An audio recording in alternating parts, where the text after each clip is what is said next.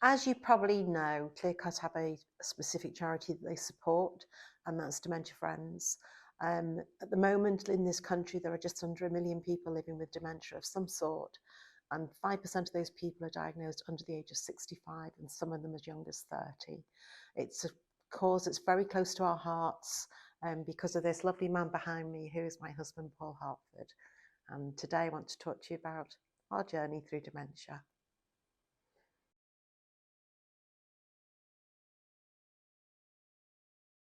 We met at work in 1995, so a long time ago, and we got together in 2003 and 20 years ago, and we got married in 2015. So we've been married nearly 8 years, and they're the best times we could possibly have ever had.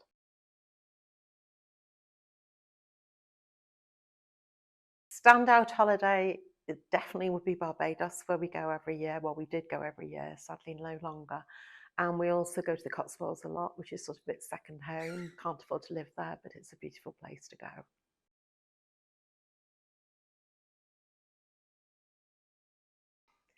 I think those first few years, and certainly the years before Paul was diagnosed, were the best years of our lives. And strangely, Paul kept saying to me, "We're too happy and something will happen." And then it did.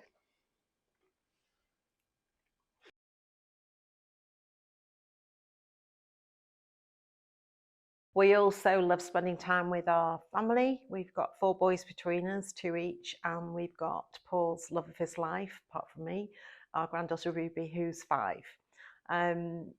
We did, before Paul was ill, he was working with us at Clearcut, and he's still part of the Clearcut family, but obviously he doesn't come to work anymore because he's not able to do so. But we had a truly lovely life, and we're very, very blessed. Paul was a research analyst, so a paraplanner. At one stage, he was an IFA, but a long, long, long time ago. And he went to the dark side and worked for various insurance companies, and then became a paraplanner working with me. So we worked together for many years. And it actually, despite what people might think about that, it worked really well.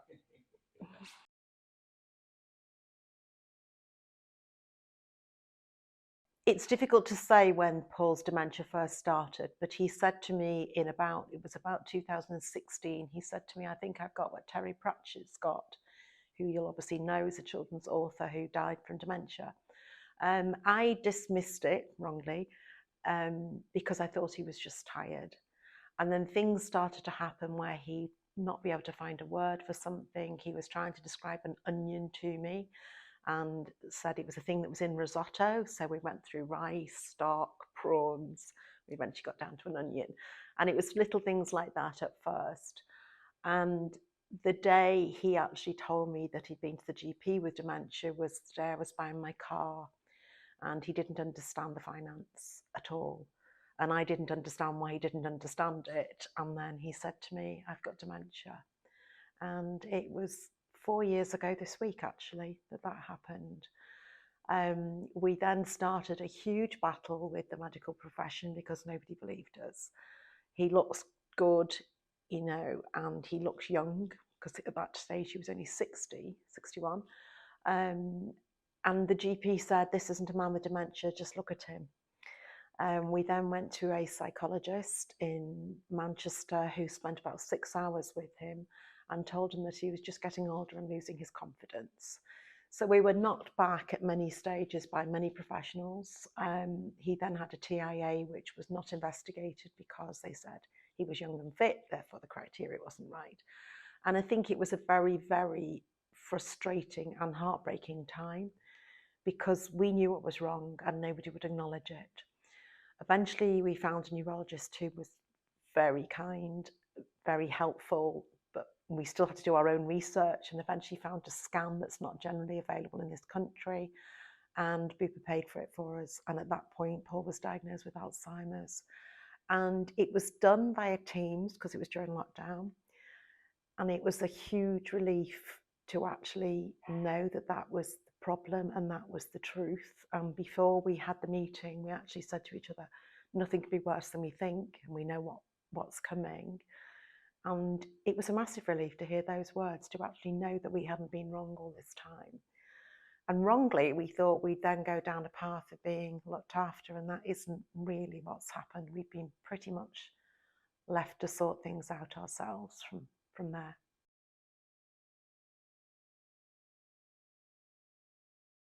Paul's always loved music. He loves Steely Dan, who I can't stand, so he has to listen to that with headphones on. Um, he still listens to music, but he can't actually do anything himself, so he can't put headphones on. He couldn't switch a radio on, anything like that. He loves his cats. Bella is his particular favourite, who sits on his knee every night. He loves walking. We walk a lot. We go to the zoo a lot. He can still enjoy that. Life is very different though. He can't communicate. He can barely speak. He can't shower. He can't shave. He can't dress himself. Um, Food can be difficult. Cutlery can be difficult. And it's tough, very, very tough. I'm a full-time carer when I'm not at work, and I love coming to work because it's a huge break and I get hugs from all these lovely people. Um, it's hard, it's lonely, and it's an utterly heartbreaking disease. It is terminal illness. There is no cure presently, but they are doing a lot of research.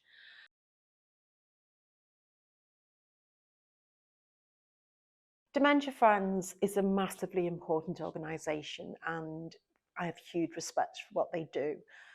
I've always been interested in dementia and so on because I'm a later life advisor, so I did know quite a lot about it beforehand.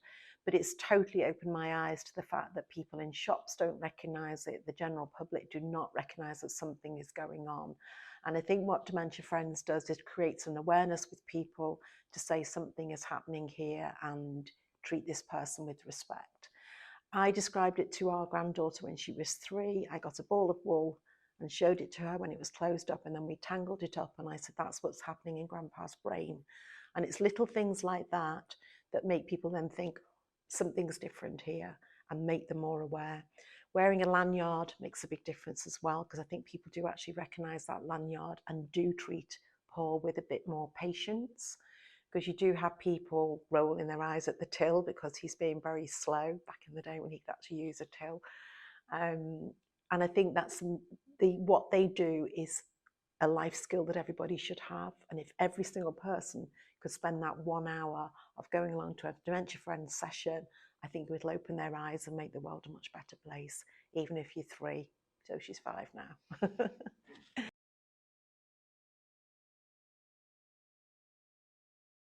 We at Clear Cut do a coffee morning every month, and anybody's welcome to come along. We have a small group of people. There's no pressure on you to do anything in that meeting. It's quite a fun meeting, and it's just coffee and biscuits in our office, and somebody from Dementia Friends, a dementia champion or ambassador, will come along and chat to you about it.